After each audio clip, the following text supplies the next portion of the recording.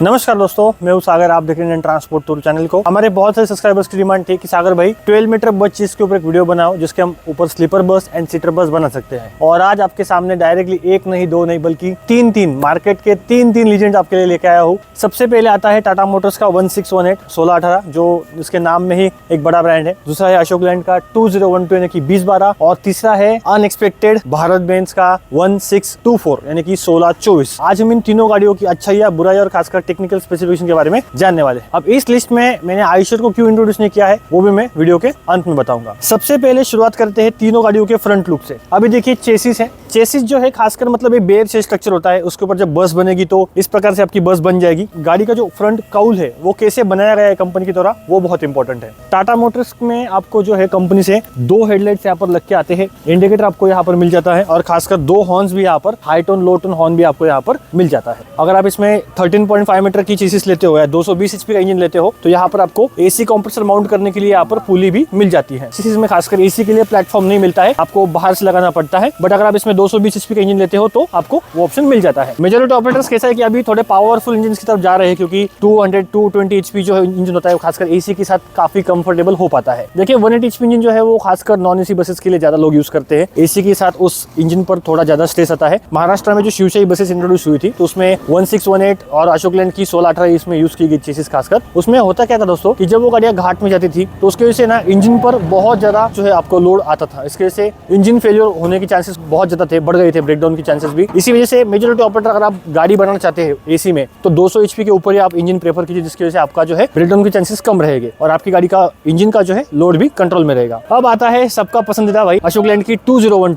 2012। अब इसमें जो है आपको एक बेनिफिट है कि यहाँ पर आपको 200 HP का इंजन मिल जाता है। अशोक लैंड के फ्रंट काउल में आप देख सकते हैं यहाँ पर आपको सिंगल हेलोजन हेडलैम्प मिलेगा और यहाँ पर एक इंडिकेटर मिल जाएगा। वायरिंग वगैरह भी इसकी काफी अच्छे से मैनेज की है अशोक लैंड ने। और इसका जो काउल है थोड़ा सा आपको ऊंचाई पे दिखेगा as compare to Tata Motors के यहाँ पर। इसी के साथ साथ यहाँ पर आपको एक सिंगल यहाँ पर हॉर्न मिल जाएगा और बाकी जो है अपने बॉडी बिल्डर्स तो इसमें बना ही लेंगे। बट एक बात है, अशोक लैंड यहाँ से थोड़ा आगे निकल जाता है क्योंकि एसी का जो कंप्रेसर लगेगा इसके लिए यहाँ पर प्रोविजन ऑलरेडी दिया हुआ है। यहाँ पर देखिए चेसिस में भी इस प्रकार से कट यहाँ पर किया गया है। यहाँ पर आपका एसी कंप्रेसर माउंट होगा और यहाँ से बेल्ट होके वो कनेक्ट हो जाएगा। अब आते हैं कि भारत बेंज 1624 1624 ये चेसिस राजस्थान के अलावा और कुछ गिने चुने राज्यों के अलावा देखने के लिए मिलती भी नहीं क्योंकि ये डायरेक्ट बॉडी बिल्डर के पास आती है, इसलिए हमें डायरेक्ट बॉडी बिल्डर के पास आना पड़ा। हम सिनेट ऑटोमोटिव्स निमराना में है अभी। तो यहाँ पर देख सकते हैं भारत बेंज का जो है ना मतलब मर्सिडीज की ये गाड़ी है भाई। तो इसमें देखिए बहुत मिनिमल चीजें दी है, सब कुछ बॉडी बिल्डर को इसमें बनाना पड़ेगा। मेजॉरिटी मतलब काउल भी आप देखिए इसमें ऐसा पूरा काउल भी नहीं दिया हुआ है, इसमें सिर्फ 1/4 का काउल आपको मिल जाएगा। तो मतलब 25% के आसपास इसमें आपको काउल फीसा मिलता है। ये जो हेडलाइट वगैरह माउंट किए इस नॉर्मल सी फ्रेम पे यहाँ पर माउंट किए गए हैं। इन दोनों के मुकाबले आपको जो है सबसे पावरफुल इंजन इसमें मिल जाएगा यानी कि 240 HP यानी कि 240 HP का इंजन मिलेगा। अगर आप 13.5 मीटर यानी कि इसकी जो बड़ी बेन आती है 1824 1924 उसमें जाते हो तो भी आपको उसमें यही सेम इंजन मिलने वाला है। एसी कंप्रेसर माउंट करने के लिए जगह नहीं है, यहाँ पर प्लेटफॉर्म बनाना पड़ेगा। बट यहाँ पर पुली में जो आप देख सकते हैं यहाँ पर इंजन का यहाँ पर प्रोविजन दिया हुआ है खासकर एसी कंप्रेसर पुली माउंट करने के लिए। यहाँ से बेल्ट आएगा और यहाँ पे आपका कंप्रेसर फिट हो जाएगा।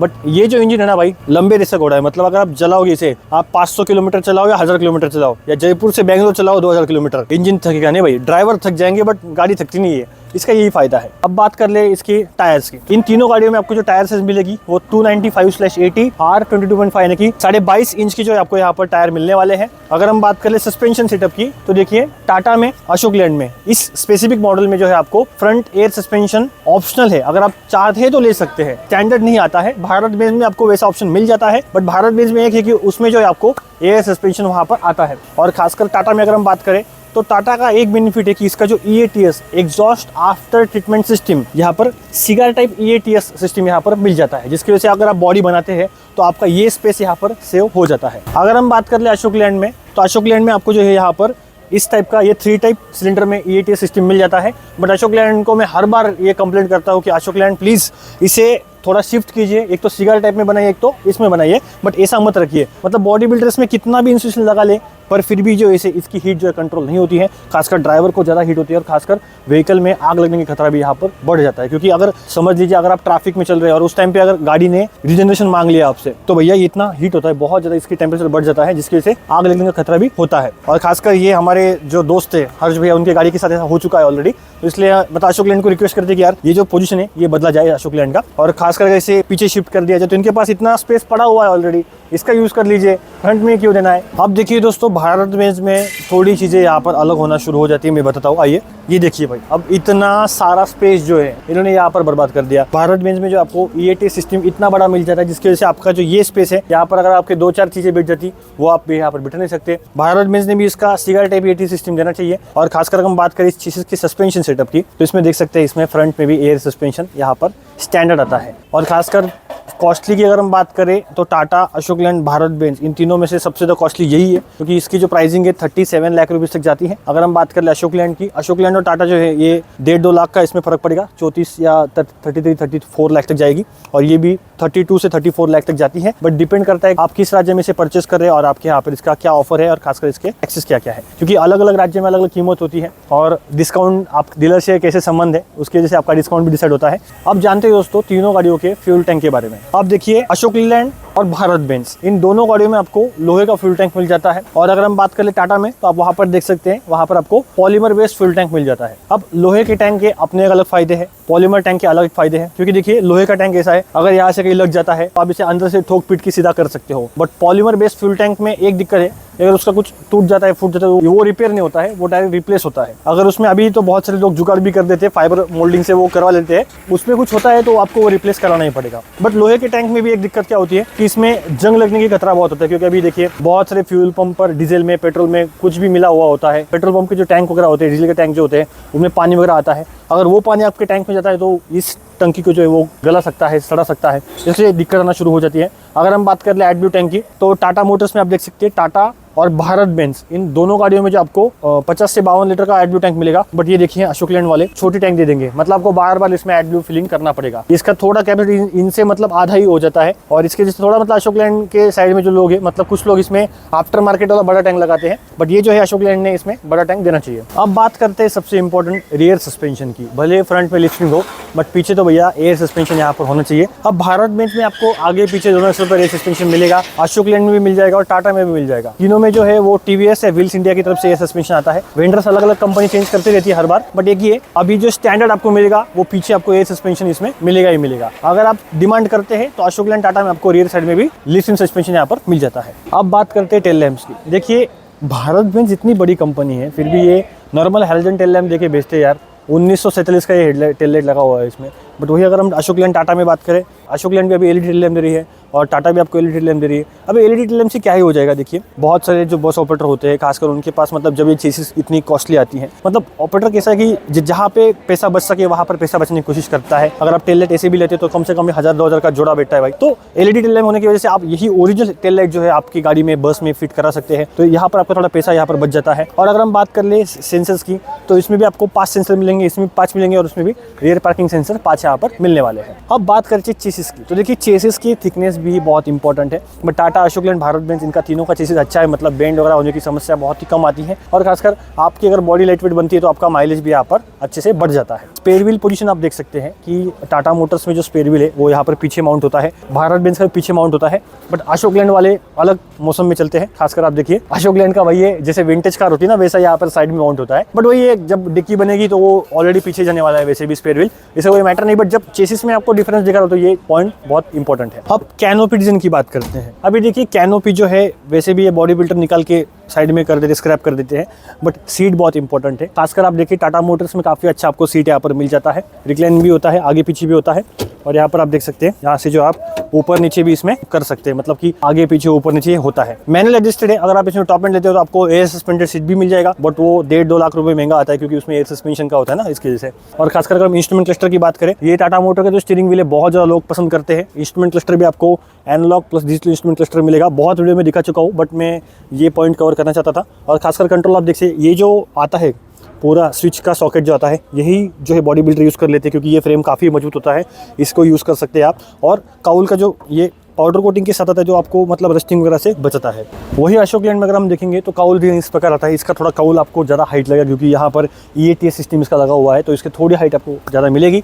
एयर फिल्टर पोजीशन यहाँ पर दिया हुआ है। और खासकर अगर हम बात कर ले सीट की, तो सीट आपको इसमें मल्टीवे एडजस्टेड मैनुअल सीट यहाँ पर मिलने वाला है। अगर आप टॉप एंड लेते हो तो इसमें आपको सस्पेंशन सीट का ऑप्शन मिलता है, बट उसके लिए आपको 1.5-2 लाख रुपये ज़्यादा देने पड़ेंगे। अब वही भारत बेंज की तरफ चलते हैं। भारत बेंज में आप देखिए काउल एकदम इसका छोटा सा है, बट इसका एयर इनटेक जो यहाँ पर दिया हुआ है, मतलब उन दोनों गाड़ियों में एयर इनटेक्स आगे से है, बट यहाँ पर इसका एयर इनटेक यहाँ पर है और एयर फिल्टर यहाँ पर है। इसकी जब बॉडी बनेगी ना, तो यहाँ पे बॉडी बिल्डर को जो यहाँ पर एयर सक करने के लिए यहाँ पर जो है प्रोविजन करवाना पड़ता है। अगर हम बात कर ले स्टीयरिंग व्हील की, तो सबसे तगड़ा स्टीयरिंग व्हील भारत बेंज का है। आप यहाँ पर चेकआउट कर सकते हैं। भारत बेंज के स्टीयरिंग में आपको स्टीयरिंग माउंटेड कंट्रोल्स मिल जाते हैं। अशोक लैंड में नहीं मिलते, टाटा में मिल जाते हैं, बट इसमें जो है आपको क्रूज कंट्रोल यहाँ पर मिलेगा और मल्टीमीडिया की कंट्रोल आपको यहाँ पर मिल जाएगी, खासकर इंस्ट्रूमेंट क्लस्टर के लिए। और इसका इंस्ट्रूमेंट क्लस्टर भी बहुत तगड़ा दिखता है, खासकर मर्सिडीज का ही है भाई इंस्ट्रूमेंट क्लस्टर। अगर आपने मर्सिडीज की एक्ट्रॉस वगैरह ट्रक देखी होगी ना, तो उसका ही स्टीयरिंग व्हील और उसका ही जो इंस्ट्रूमेंट क्लस्टर इसमें मिल जाता है। बस ब्रांड नेम भारत बेंज का है, बाकी सब उसका जो DNA है वो मर्सिडीज बेंज का इसमें लगा हुआ है। इसका जो ECU बॉक्स है यहाँ पर पीछे दिया हुआ है, टाटा अशोक लैंड में अलग पोजीशन में आपको मिल जाता है। आप जानते हैं किस ऑपरेटर के लिए कौन सी गाड़ी अच्छी रहेगी। अभी देखिए,